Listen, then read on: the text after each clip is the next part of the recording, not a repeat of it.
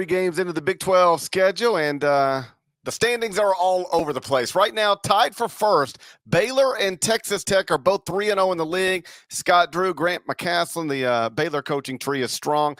Tied for third, we have 4 teams: Iowa State, Kansas, Kansas State, and TCU, all with 2-1 records. And then we've got a slew of teams tied for 7th with 1-2 records: BYU, Houston, Oklahoma, Cincinnati, Texas, UCF, West Virginia.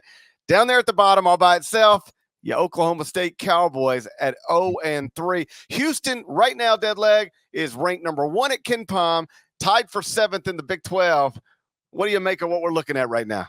Well, on some level, this can't be surprising, right? Because it's the toughest league, and you're having teams take road losses across the country, ranked or unranked. Trivia time. Okay, come on, let's go. Get it here. Uh-huh. There were only 3 ranked teams that played on the road in the past 7 days and did not lose. Can you name the 3 teams? Memphis. 4 teams. 4 teams. Memphis is the 4th. I did this trivia time last night, and then I have update Memphis, so it's 4. So Memphis is one of them, yes. Illinois? No. I don't think so. Wow, should have been. Yeah. Wisconsin? Wisconsin's one, yes. Let me look at ranked teams. North Carolina. North Carolina is one of them, yes. And there's one more. One more. And Illinois didn't play on the road. You made me fact check. Illinois did not play on the road this week, so they don't apply to the question. Well, they could have. They played at home and they lost to Maryland, so we'll get there. Oh, yeah. Yeah, I forgot. That's my bad. Memphis, Wisconsin. Yeah. Did you give me any other teams? I'm about to give you another team. The other team is clearly Iowa State. Don't believe it had a road game. The other 2 teams are UConn and Duke. So only 4 teams ranked played on the road this week and did not take a loss: Memphis, Wisconsin, UConn, Duke. Anyone in the Big 12? Stand up if it applies to you. It doesn't. So that just speaks to the strength of the league overall. Guess we'll open on the Kansas game here because it was a top 10 matchup, ranked on rank. Kansas has won 24 in a row against Oklahoma in Fog Allen Fieldhouse. The Sooners have not won in that building since 1993. And the thing about it is that Kansas won this game despite having its worst 3-point night of the season, only made 3 out of 15 3-pointers, but it only had 2 turnovers. Another big game from Hunter Dickinson. And in terms of the Big 12 and what we're going to wait and see on here, Oklahoma is 1-9 on the road in its past 10 games. Just keep an eye on that because in theory, Oklahoma, I guess, could split and go undefeated at home and not win a game on the road. And would that be enough to get it into the tournament? I actually probably think that it would. But Sooners might need to steal a couple here on the road in the best league in the country, and they don't have a good recent track record. So we'll see if they can turn that around. Elsewhere, and then I'll throw it back to you. Houston losing another game. Not a surprise. You and I both picked TCU. You and I both went 4-1 in the final 4-1. And for Houston now to drop 2 road games, they're understandable because it's Iowa State and it's TCU.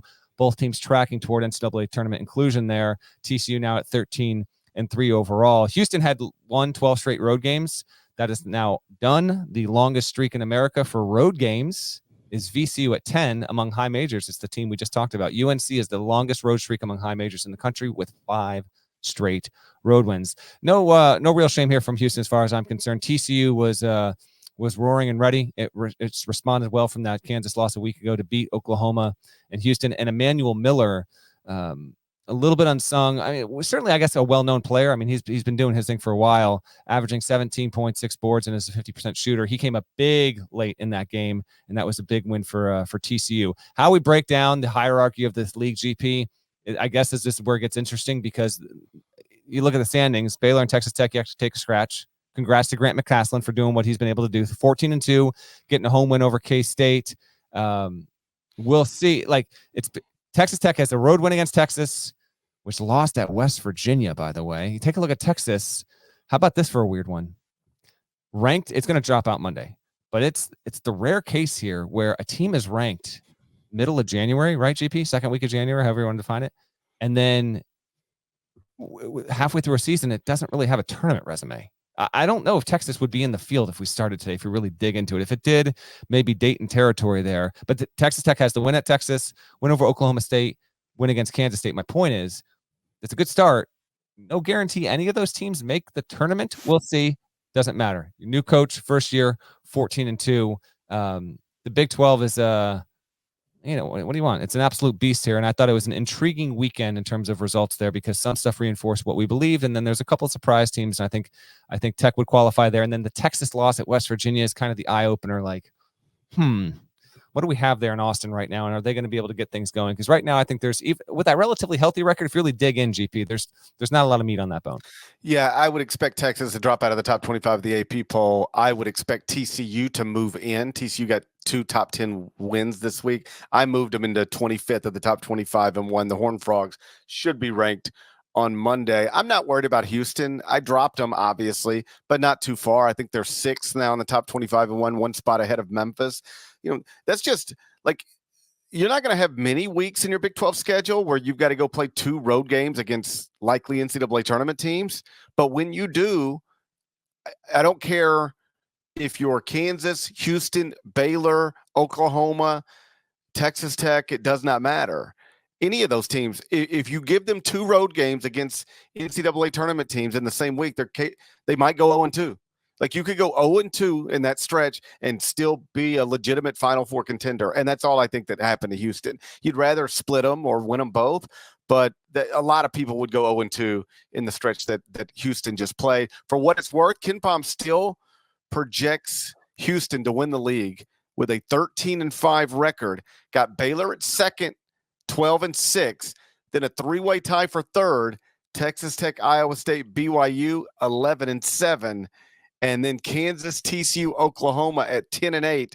That means KenPom's currently projecting Kansas to finish tied for 6th in the Big 12 with a 10-8 league record. Oh. That's disrespectful. How about that? Yeah. Well, hard to envision, right? As good as the league is, hard to envision that actually wind up being the case. But that's the projection there. Houston is still number 1 in every mainstream predictive metric across the board, net included.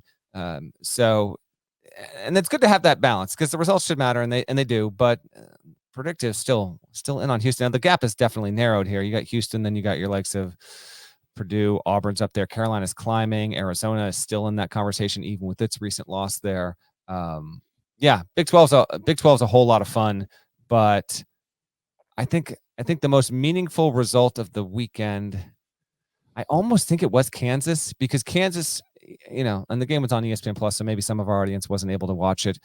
It was a 78-66 win, and as I said before, like, Dickinson did his thing. DeJuan Harris played extremely well, and Furphy wound up starting, by the way. Elmar Jackson, who we had talked about, wound up coming off the bench. They both played like 18, 19 minutes apiece there, but they got it done, and it's a tough ask for Oklahoma to go in that building with Kansas coming off the loss against UCF. But just to kind of course correct a little bit here and get the win, 14-2 overall, 2-1 in the league. It's not a surprise. I don't know. I was curious to see what kind of Kansas team we were going to get. And to me, I watched the game. Oklahoma gave it a good go, but as it went down the stretch, it seemed to be in the most command. I would put the most stock in that. If you want to say Texas Tech, I get it. That team has not lost since November, and they get the home win there. So now they're establishing, maybe they're going to be the one that pops out of it.